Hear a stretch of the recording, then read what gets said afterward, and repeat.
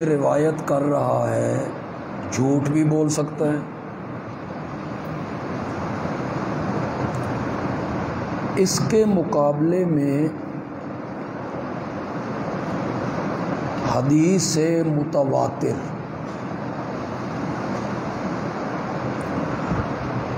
جسے ہر دور میں اتنے لوگ نقل کریں کہ جن کے متعلق یہ گمان بھی نہ ہو کہ یہ سارے بھول گئے،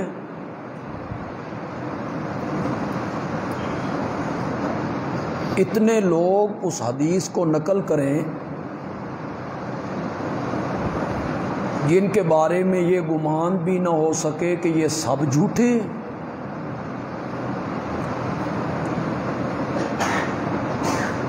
ختم نبوت کا جو مسئلہ ہے اس میں اتنی حدیثیں ہیں اور اتنے لوگ اسے روایت کرتے ہیں کہ وہ حدیث متواترہ ہے جس سے عقیدہ ثابت ہو۔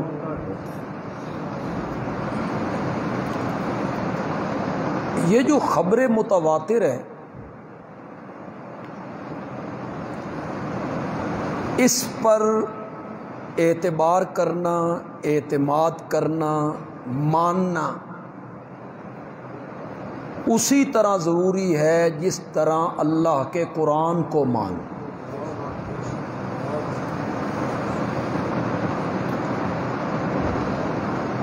میں ایک مثال دوں گا تو آپ کو آسانی سے سمجھ آ جائے۔ ہم میں سے کسی نے دلی شہر کو نہیں دیکھا،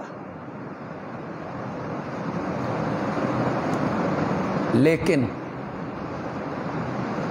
آپ کا خیال کیا ہے کہ دلی ایک بہت بڑا شہر ہے یا نہیں؟ کس وجہ سے آپ نے مانا؟ آپ نے اسے دیکھا نہیں، آپ دلی کبھی گئے نہیں۔ آپ کہیں گے دلی کے شہر ہونے پر اور ایک بڑے شہر ہونے پر اتنی شہادتیں ہیں کہ ان پہ جھوٹ کا گمان ہو کہ یہ لوگ جھوٹ بول رہے ہیں۔ ہم میں سے کس نے نوشروان کو دیکھا ہے؟ اس کے عدل کو کس نے دیکھا ہے کہ نوشروان بڑا عادل بادشاہ تھا؟ چلو یار اسے چھوڑیے، ہم میں سے کس نے دیکھا ہے کہ حاتم طائی بڑا سخی تھا؟ نہ ہم نے اس کا زمانہ پایا نہ ہم نے اس کو دیکھا، تو ہم حاتم طائی کو جو سخی مان رہے ہیں تو کس وجہ سے مان رہے ہیں کہ اتنے لوگ اسے بیان کرتے ہیں اور ہر دور میں بیان کرتے آئے ہیں کہ ان پر جھوٹ کا گمان نہیں ہو سکتا۔ اسی طرح جب کسی حدیث کو ہر دور میں اتنے لوگ نقل کریں کہ جن کے متعلق یہ بھی گمان نہ ہو کہ یہ سارے بھول گئے، اور ان کے متعلق یہ گمان بھی نہ ہو کہ یہ سارے جھوٹے ہیں، اسے خبر متواتر کہتے ہیں۔ اور ختم نبوت کا جو مسئلہ ہے یہ اللہ کے قرآن سے بھی ثابت ہے اور خبر متواتر سے بھی ثابت ہے۔ میرے نبی کے فرامین سے یہ مسئلہ کیا ہے؟ ثابت۔ ایک بڑی مشہور حدیث ہے جو میں نے ابھی آپ کے سامنے پڑھی بھی ہے خطبے میں۔ آپ نے فرمایا سیکون فی امتی ثلاثون کذابون دجالون کلہم یزعم انہ نبی اللہ۔ میرے بعد 30 بڑے بڑے دجال آئیں گے، میرے بعد 30 بڑے بڑے کذاب آئیں گے، ان میں سے ہر ایک کا گمان اور دعویٰ یہ ہوگا کہ انہ نبی اللہ، کہ وہ کون ہے؟ اللہ کا نبی۔ مجھ پر وحی اترتی ہے، مجھے رسالت سے سرفراز کیا گیا ہے، میں نبی ہوں۔ چھوٹے چھوٹے تو کئی ہوں گے، بڑے بڑے کذاب اور بڑے بڑے دجال وہ 30 کے قریب آئیں گے۔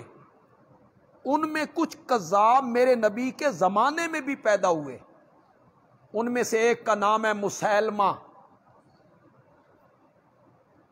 جو میرے نبی کے زمانے میں آیا، میرے نبی کے دربار میں بھی آیا۔ اس علاقے کا جو وفد آیا تھا اس میں وہ بھی شامل تھا، اور آ کے میرے نبی سے کہنے لگا کہ آپس میں کچھ تقسیم کر لیں، کچھ علاقے کے آپ نبی ہیں اور کچھ علاقے کا میں نبی، مجھے بھی تو کچھ دیجئے نا۔ اس نے واپس اپنی قوم میں جا کے نبوت کا دعویٰ کر دیا کہ میں بھی نبی ہوں۔ آپ تاریخ کی کتابیں پڑھ لیں، البدایہ والنہایہ پڑھیں، آپ تاریخ، میں نبی پاک صلی اللہ علیہ وسلم کے انتقال کے بعد جب فتنے کھڑے ہوئے، ان میں ایک فتنہ تھا منکرین زکوٰۃ کا، جنہوں نے کہا کہ ہم نماز بھی پڑھیں گے، روزہ بھی رکھیں گے، باقی سارے ارکان ادا کریں گے، ہم زکوٰۃ نہیں دیں۔ کافراں کو لو تے ٹیکس تے ساڈے کو لو تے زکوٰۃ، انہوں نے زکوٰۃ دینے سے انکار کی۔ ایک فتنہ یہ کھڑا ہو گیا۔ ایک لشکر میرے نبی نے اپنی زندگی کے آخری ایام میں روانہ کیا تھا شام کی طرف، رومیوں کے مقابلے، جس کا آپ نے سپہ سالار بنایا تھا 18 سال کے اسامہ کو رضی اللہ تعالی۔ اس کی قیادت میں حضرت ابوبکر، حضرت عمر، اتنے بڑے بڑے جیے صحابہ اس کی قیادت میں روانہ کیے گئے تھے۔ اب ایک لشکر وہ بھی روانہ کرنا تھا، ادھر سے منکرین زکوٰۃ نے سر اٹھا لیا، ادھر سے جھوٹے مدعیان نبوت نے سر اٹھا لیا۔ اسود انسی ہے، مسیلمہ ہے، ایک سجا عورت ہے، اس نے کہا میں بھی نبی ہوں۔ تو یہ فتنہ بھی کھڑا ہو گیا۔ نبی پاک کا انتقال ہے، صدمہ ہے، غم ہے، کمر ٹوٹ چکی ہے، فتنوں نے سر اٹھایا۔ حضرت سیدنا صدیق اکبر رضی اللہ تعالی عنہ نے فرمایا میں تینوں فتنوں کا بیک وقت مقابلہ کروں۔ یہ نہیں ہے کہ پہلے ایک سے نپٹوں، پھر دوسرے سے نپٹوں، پھر تیسرے سے نپٹوں، جبکہ صحابہ کی رائے یہ تھی کہ قوت تقسیم نہ کی جائے، ان کے خلاف بھی رومیوں کے خلاف بھی۔ یہ زکوٰۃ نہیں دیتے، کلمہ تو پڑھتے ہیں نا، انہیں ابھی رہنے دو، جھوٹے مدعیان نبوت کا سر کچل لیں، پھر ان سے بھی نپٹ لیں گے۔ یہ صحابہ کا مشورہ ہوا۔ حضرت عمر کی طبیعت کو اور جلال کو آپ جانتے ہیں، طبیعت میں جلال کتنا ہے، مزاج میں جرت کتنی ہے، بہادر کتنے ہیں، قوت فیصلہ۔ انہوں نے بھی آ کے کہا 3 محاذ نہ کھولو، یہ زکوٰۃ ہی نہیں نہ دیتے، کلمہ تو پڑھتے ہیں نا۔ حضرت سیدنا صدیق اکبر نے کہا اجبار فی الجاہلیہ وخوار فی الاسلام، جاہلیت کے زمانے میں تو بڑے جابر بنا کرتے تھے، اسلام میں آ کے نرم ہو گئے ہو۔ مجھے کعبہ کے رب کی قسم ہے، جو آدمی میرے نبی کے زمانے میں زکوٰۃ کی مد میں ایک رسی دیا کرتا تھا، آج وہ انکار کرے گا تو ابو بکر اس کے خلاف جہاد کرے۔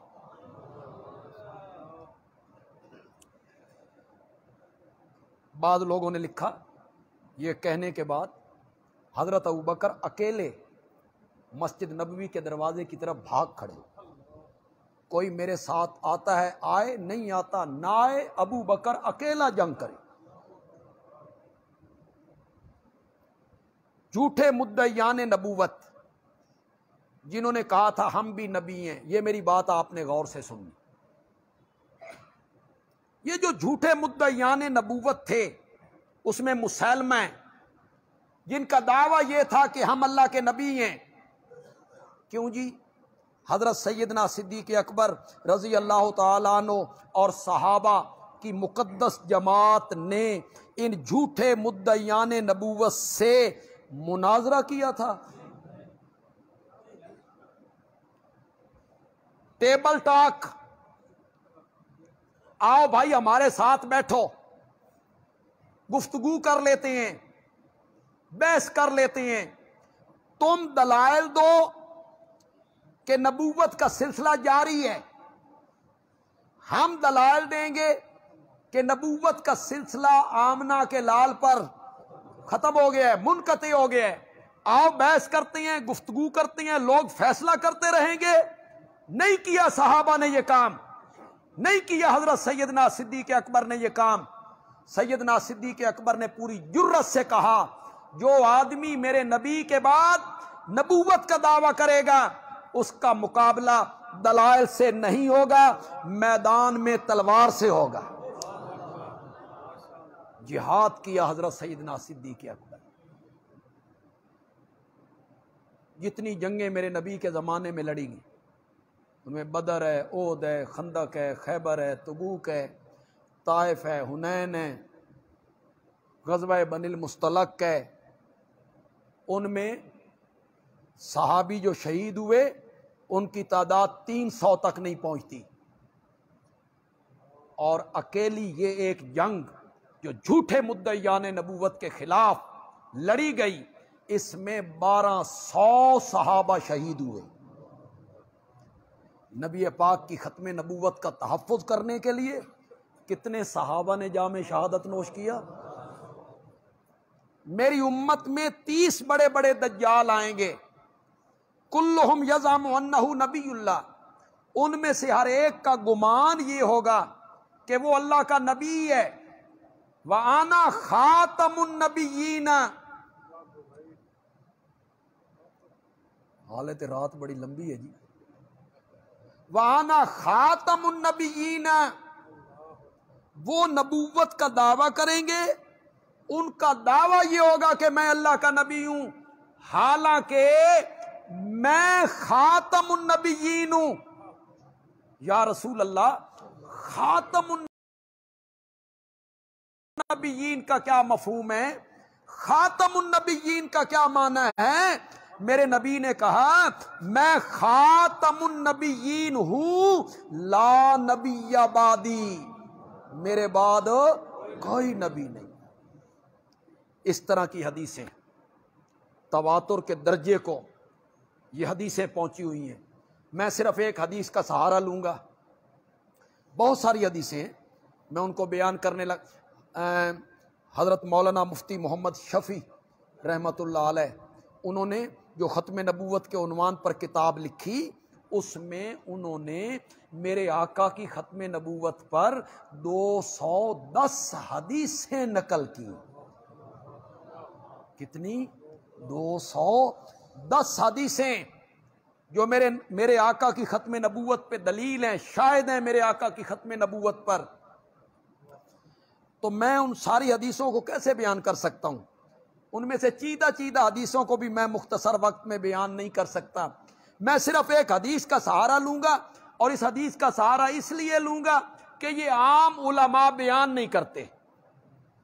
جو ختم نبوت کو بیان کرنے والے ہیں ان کی اس طرف نظر شاید نہیں گئی، یا انہوں نے انہیں پڑھا نہیں ہے، یا اس کی طرف توجہ نہیں کیا انہوں نے، تو میں اس کی طرف آپ کی توجہ دلانا چاہوں۔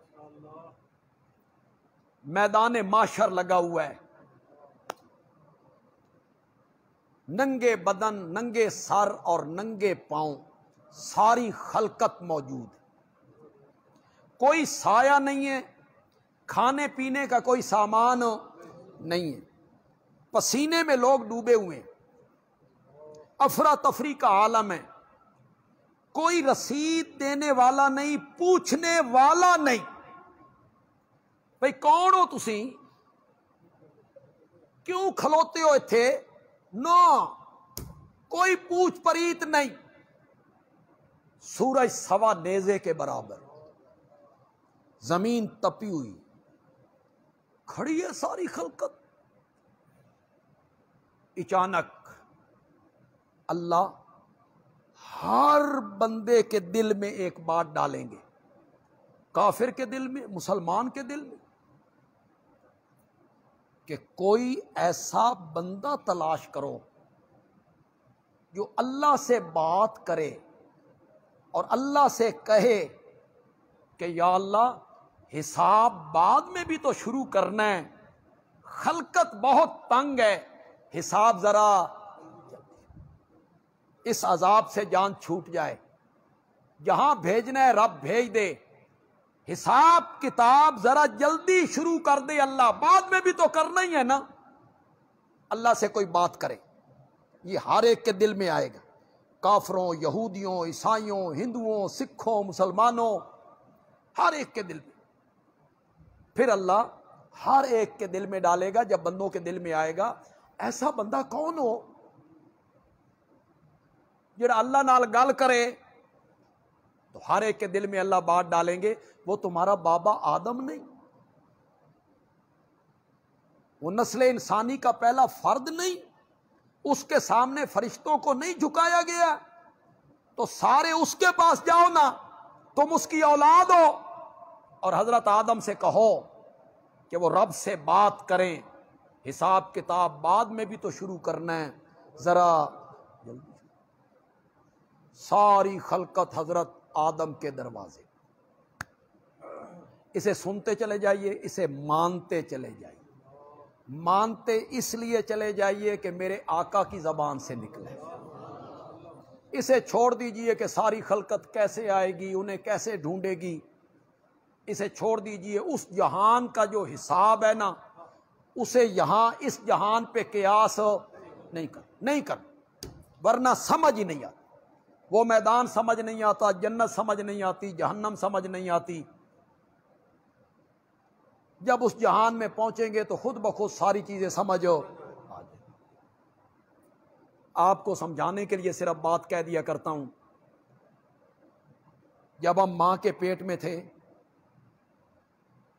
4 مہینے کے بعد روح پھونک دی گئی، 5 مہینے ہم وہاں زندہ رہے ماں کے پیٹ میں، وہ ہمارا جہان تھا. اگر کوئی بندہ اس وقت ہمارے کان میں کہتا کہ چند مہینوں کے بعد اس جہان سے نکل کے جس جہان میں تو جا رہا ہے نا، اس کی جو ہنڈیا ہے نا، ہنڈیا جس میں سالن پکتا ہے، وہ تیرے پورے جہان نالوں وڈی ہے، وہ ہانڈی بھی وڈی ہے تیرے پورے جہان نالوں. تو ہم اسے کہتے عقل نو ہاتھ مار یار، ہانڈی پورے جہان سے بڑی ہے. لیکن جب ہم اس دنیا میں آئے تو خود بخود سمجھو. اسی طرح جب ہم اس جہان سے نکل کے اس جہان میں پہنچیں گے تو اس جہان کی ساری باتیں ہمیں سمجھ آ جائیں. ساری خلقت حضرت آدم کے دروازے پر، آپ کے سامنے فرشتوں کو جھکایا گیا. آپ ابو البشر ہیں، خلقت بڑی تنگ ہے، اللہ سے بات کریں، حساب کتاب بعد میں بھی تو شروع کرنا ہے، ذرا جلدی. بس اتنی بات کہ بخشوانا نہیں. کچھ اسم ہی اپنی گل کر لے بھی ہے یار، بخشوانا نہیں، چھڑانا بھی نہیں. انہیں معاف کر دے، چھوڑ دے، جنت میں بھیج دے، نہ، بالکل ایک جائز بات. حساب کتاب بعد میں بھی تو شروع کرنا ہے، ذرا پہلے شروع کر دے. حضرت آدم کہیں گے لستو لہا اے تو نوحن، یہ میرا مرتبہ نہیں، یہ میری مجال نہیں، یہ میری ہمت نہیں. اے تو نوحن، تم کہاں جاؤ؟ حضرت نوح کے پاس. میں نہیں یہ بات کر سکتا، میں بالکل حدیث سے پڑھ رہا ہوں، میں حدیث ہی کا ترجمہ کر رہا ہوں. آپ مجھ پر اعتماد کریں، میں اپنی طرف سے کوئی بات نہیں کہہ رہا. آپ اللہ سے اتنی بات نہیں کہہ سکتے کہ حساب کتاب بعد میں بھی تو شروع کرنے ہیں، ذرا جلدی شروع کر دے. حضرت آدم کہیں گے کہنے کو تو میں کہہ دوں، آگے سے اللہ کہیں ہاں شروع کرتے ہیں، باقیاں دا تے بعد وچ ویکھدے ہاں. ذرا تساں دسو نا، میں نے جو تم سے کہا تھا کہ اس درخت کے قریب ہو، میرے منع کرنے کے باوجود آپ اس درخت کے قریب کیوں گئے؟ نہ بھائی نہ. اے تو نوحن، کس کے پاس جاؤ؟ خلقت حضرت نوح کے دروازے. حضرت نوح کوئی معمولی پیغمبر ہیں، 950 سال اللہ کی توحید کے لیے مار کھائی. یہی بات انہوں نے حضرت نوح سے کرنی. حضرت نوح جواب میں کہتے ہیں لست لہا اے تو ابراہیم، یہ میری مجال نہیں، میرا منصب نہیں، تم چلے جاؤ حضرت ابراہیم کے دروازے پر. آپ اتنی بات نہیں کر سکتے. حضرت نوح کہیں گے کہنے کو تو میں کہہ دوں، آگے سے اللہ کہے ہاں شروع کر لیتے ہیں. آپ ذرا بتائیں نا، میں نے جو آپ کو منع کیا تھا کہ مشرک بیٹے کے حق میں زبان نہیں کھولنی، میرے منع کرنے کے باوجود آپ نے اپنے مشرک بیٹے کے حق میں زبان کیوں کھولی؟ تو میں کیا کروں گا بھائی؟ نہ اے تو. کچھ نئے دوست ہمارے آئے ہوں، کچھ نئے ہمارے بھائی آئے ہوں، کچھ ہمارے بزرگ آئے ہوں، کچھ ہمارے عزیز بیٹے آئے ہوں، وہ میری بات کو توجہ سے سنیں. انہیں جو پٹیاں پڑھائی جاتی ہیں، کہانیاں سنائی جاتی ہیں، قصے سنائے جاتے ہیں، فلاں کا لڑ پکڑا ہے وہ چھڑا کے لے جائیں گے، اللہ انہاں دی نہیں موڑدا، وہ بخشوا لیں گے، خالہ جی دا واڑا نہیں. یہاں پیغمبر ہے، پیغمبر بخشوانا بھی نہیں، چھڑانا بھی نہیں. صرف کتنی بات کہنی ہے؟ اتنی جائز بات کہنے کے لیے زبان کھولنے کی اجازت نہیں ہو. حضرت ابراہیم علیہ السلام کہیں گے لست لہا اے تو موسیٰ. خلقت حضرت موسیٰ کے دروازے پہ آئے گی، وہ کہیں گے لست لہا اے تو عیسیٰ. اب ہے سننے والی بات. مسند احمد سے پڑھ رہا ہوں، مسند احمد سے پڑھ رہا ہوں. حضرت عیسیٰ علیہ السلام جو لفظ کہیں گے نا، اس کا میں ترجمہ نہیں کروں گا. لطف یہ ہے کہ میں عربی عبارت پڑھوں اور آپ اس کا مفہوم سمجھ جائیں. آپ کی سبحان اللہ بتائے گی کہ آپ نے اس کا مفہوم سمجھ لیا ہے، مجھے ترجمہ نہ کرنا پڑے. حضرت عیسیٰ کہیں گے لست لہا اے تو محمدن فإنہ خاتم النبیین. یہ میدان معاشر میں بھی نعرہ لگنا ہے، حضرت عیسیٰ نے کہنا ہے، حضرت عیسیٰ نے کہنا ہے. اس دنیا میں بھی یہی کہا گیا، قرآن نے بھی یہی کہا وَلَٰكِن رسول اللہ وخاتم النبیین. میرے نبی یہ کہتے چلے آئے انا خاتم النبیین لا نبی بعدی، اور کل قیامت کے میدان میں حضرت عیسیٰ نے بھی میرے نبی کے اسی لقب سے پکارنا ہے، اے تو محمدن فإنہ خاتم النبیین. آمنہ کے لال کے پاس چلے جاؤ، ان پر رب نے نبوت کا سلسلہ ختم کر کے رکھ دیا. اب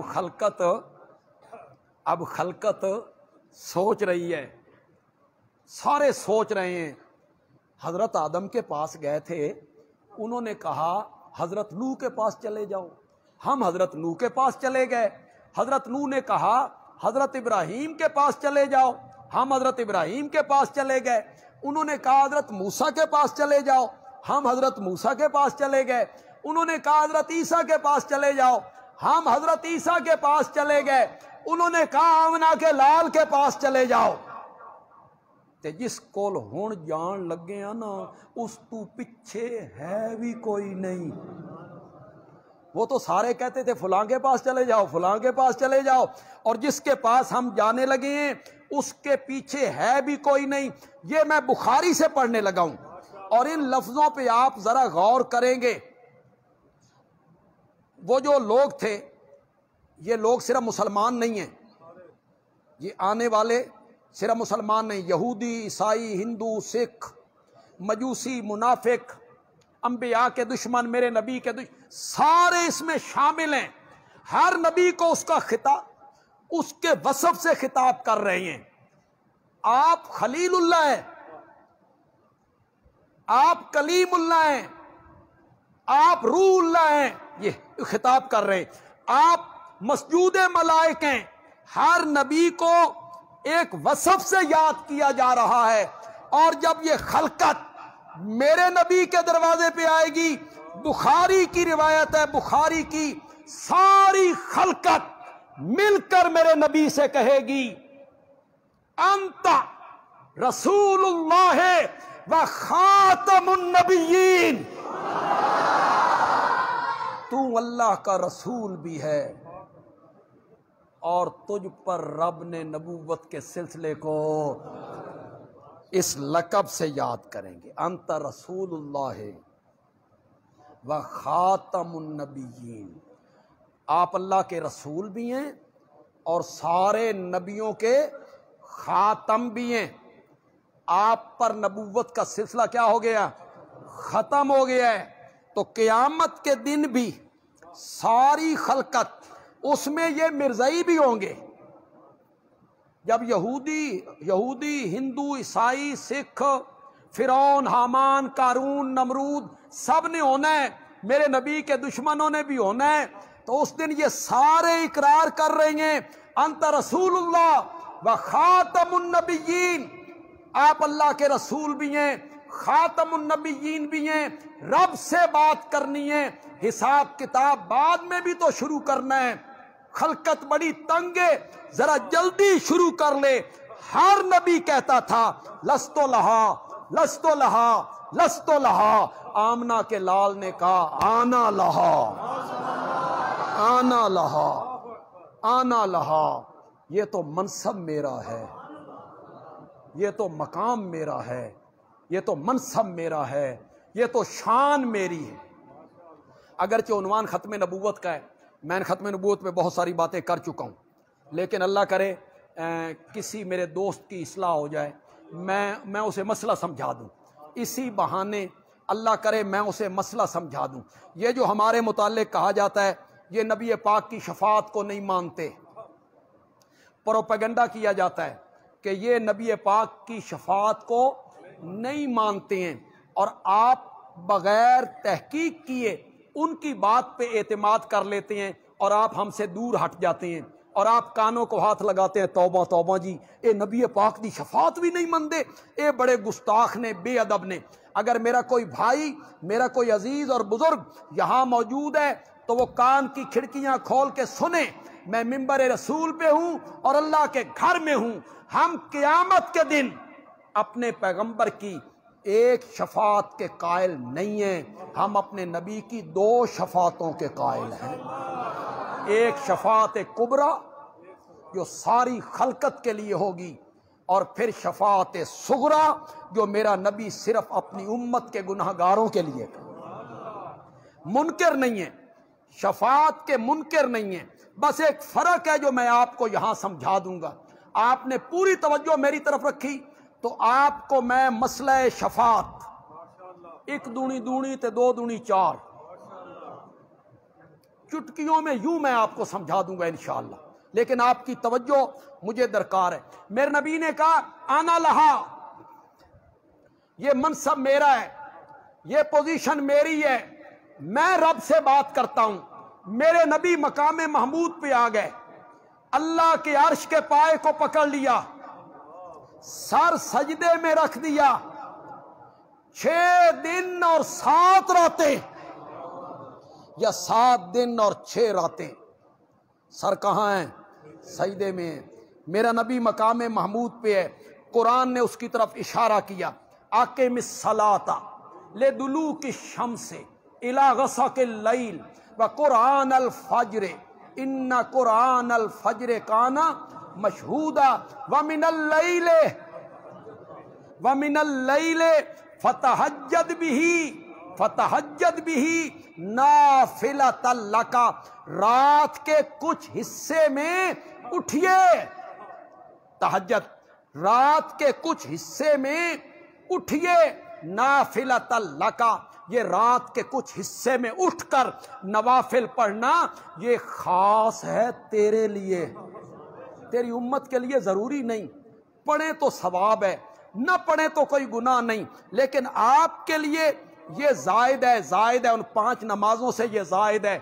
آگے قرآن پاک کی جو آیت عسیٰ ان یبعثک ربک مقاما محمودا، اسی کے ساتھ اللہ نے ذکر کیا، اٹھیے رات کے پچھلے پیر اٹھیے، عسیٰ ان یبعثک ربک مقاما محمودا۔ اگر قرآن کی یہ تفسیر آپ کو پسند آ جائے، کہنا بندیالوی اچھی تفسیر کر گیا ہے، اللہ کہتے ہیں جب ساری دنیا سوئی ہوئی ہو، نرم و گداز بستروں پہ سوئی ہوئی ہو، میرے پیغمبر اٹھ کے میرے ساتھ پیار کی باتیں کیا کر، اٹھ جایا کر اس وقت جب ساری دنیا نرم و گداز بستر پہ سوئی ہو، نیند کے مزے لے رہے ہوں، تو میرے پیغمبر اس وقت آپ کھڑے ہو جایا کریں، عسیٰ ان یبعثک ربک مقاما محمودا، رات کی نیند چھوڑ کے آپ میرے دربار میں کھڑے ہو جایا کریں، کل قیامت کے دن میں نے بھی تو تجھے مقام محمود پہ کھڑا کرنا ہے نا۔ عسیٰ ان یبعثک ربک مقاما محمودا، یہ مقام محمود جہاں میرے نبی آئے ہیں، 7 دن یا 6 دن یہاں سر سجدے میں رکھا ہوا ہے، کیا ہو رہا ہے؟ تکبیرات، تحمیدات، تحلیلات، اللہ کی بڑھائی، اللہ کی حمد، اللہ کی ثنا، اللہ کی تعریف۔ کتنے دن؟ آنکھوں میں آنسو بہ رہے ہیں، داڑھی مبارک بھیگ گئی ہے، زمین تر ہو گئی ہے، میرا نبی رو رہا ہے، آنسو بہ رہے ہیں، حمدیں، ثنائیں، تعریفیں۔ میرے پیارے پیغمبر نے فرمایا، میں حدیث سے پڑھ رہا ہوں، میرے آقا نے فرمایا جو اللہ کی حمد و ثنا میدان معاشر میں مقام محمود پہ سر سجدے میں رکھ کے میں نے کرنی ہے، مجھے کوئی پتہ نہیں میں نے کیا کہنا ہے، اللہ میرے دماغ میں ڈالتا چلا جائے گا، میں اللہ کی تعریفیں کرتا چلا جاؤں گا، اللہ کی تعریفیں کرتا چلا جاؤں گا۔ حمدیں ہو رہی ہیں، ثنائیں ہیں، تعریفیں ہیں، 7 دن گزر گئے۔ توجہ چاہتا ہوں مسئلہ شفاعت سمجھانے کے لیے، بولیے تو صحیح، میرے نبی مقام محمود پر آئے کیوں تھے؟ شفاعت کرنے، رب سے بات کرنے، حساب کتاب جلدی شروع کر دے، آئے تھے اس لیے 7 دن گزر گئے، یہ لفظ زبان پہ نہیں آئے، شفاعت کے لفظ زبان پہ نہیں آئے، حمدیں آئیں، ثنائیں آئیں، تعریفیں آئیں، اللہ کی تعریف، حمد و ثنا زبان پہ آئی، آنسو بھی آئے، داڑھی بھی تر ہو گئی، لیکن جو کہنے آئے تھے وہ نہیں کہہ رہے ہیں، اور سمجھنے کی کوشش کرو، اس لیے نہیں کہہ رہے ہیں کہ ان لفظوں کے کہنے کی ابھی اوپر سے اجازت،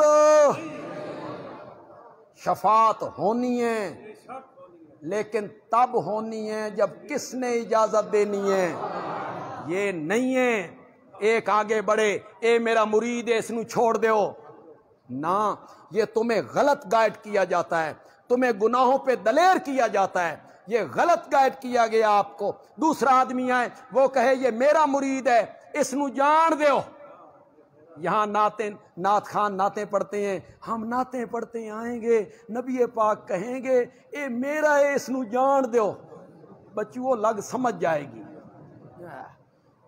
اس طرح جانے دو، پوچھ نہیں ہونی وہاں، اعمال کی پوچھ نہیں ہونی ہے وہاں۔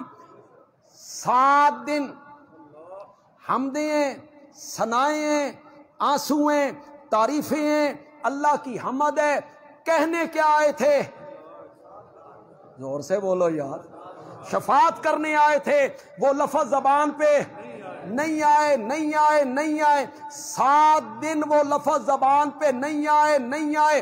7 دنوں کے بعد اللہ نے دست قدرت میرے نبی کے ماتھے مبارک پہ رکھا، ارفع راسک یا محمد، ارفع راسک یا محمد، ما یبکی کا، ما یبکی کا یا محمد، ارفع راسک یا محمد، ما یبکی کا۔ خدا کی قسم یہ جو ما یبکی کا اللہ پوچھ رہے ہیں، کیوں روتے ہو؟ یہ جو پوچھنے کا انداز ہے، اس میں جو چھپی ہوئی محبت ہے، اس میں جو چھپا ہوا پیار ہے، اس میں جو چھپی ہوئی عقیدت ہے، کیسے اردو میں بیان کروں، کیسے بیان کروں؟ ما یبکی کا یا محمد۔ پنجابی میں ایک معنی کیا کرتا ہوں، کچھ کچھ اس کی لذت اس پنجابی کے معنی میں آئے گی۔ اللہ کہتے ہیں اپنا سر مبارک اٹھائیے میرے پیغمبر، ما یبکی کا یا محمد، شالا کدی نہ روے میرا سونا پیغمبر، شالا کدی نہ روے میرا سونا پیغمبر۔ کیوں رونا؟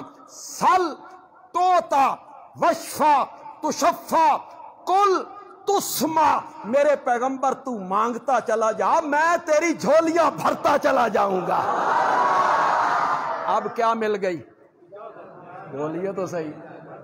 وشفا، شفاعت کیجئے، تشفا، آپ کی شفاعت مانی جائے گی، کل، بول میرے پیغمبر، تسما، تیرے بول سنے جائیں گے، سل، مانگ میرے پیغمبر، توتا، تجھے عطا کیا جائے گا، تجھے عطا کیا جائے گا۔ اب کیا مل گئی؟ اس مسئلے کو کیوں نہیں سمجھ سکتے ہو؟ کوئی نئے ہمارے دوست آئے ہوں وہ سمجھ جائیں۔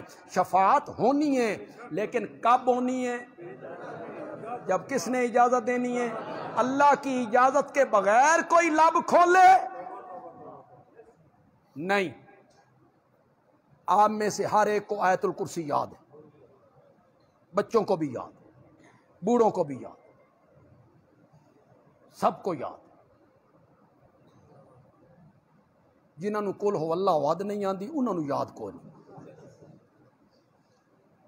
اور جن کو سورت کوثر نہیں آتی وہ بھی ہم علماء پہ تنقیدیں کرتے ہیں۔ آپ سب کو آیت الکرسی یاد ہے، آپ نے سمجھ کے کبھی نہیں پڑھی۔ آپ میرے ساتھ پڑھیں، اللہ لا الہ الا ہو الحی القیوم لا تاخذہ سنۃ ولا نوم لہو ما فی السماوات وما فی الارض۔ شاباش شاباش۔ من ذا الذی یشفع عندہ الا، یہ قرآن ہے جناب۔ آپ کو قرآن کے قریب کسی نے نہیں آنے دیا، آپ کو قرآن سننے کسی نے نہیں دیا، آپ کو متنفر کیا گیا۔ ان کے قریب نہ جانا، یہ قرآن کی اینک لگا دیں گے، پہلے آپریشن کریں گے پھر قرآن کی اینک لگائیں گے۔ جب اینک لگائیں گے تو ماتا کے داغ نظر آ جائیں گے۔ یہ اندھے رہیں، ان کو ان کے قریب نہ جانے دو۔ من ذا الذی، کون ہے؟ من کا کیا میں نے، کون ہے؟ الذی یشفع، جو شفاعت کرے، عندہ، اس کے آگے کون ہے؟ کس کی جرت ہے وہ اس کے آگے شفاعت کرے؟ الا باذنہ، مگر اس کی۔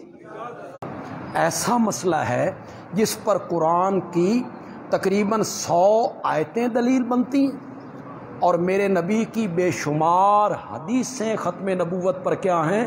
دلیل۔ اللہ تعالیٰ عمل کی توفیق عطا فرمائے۔ الحمدللہ رب العالمین۔ کل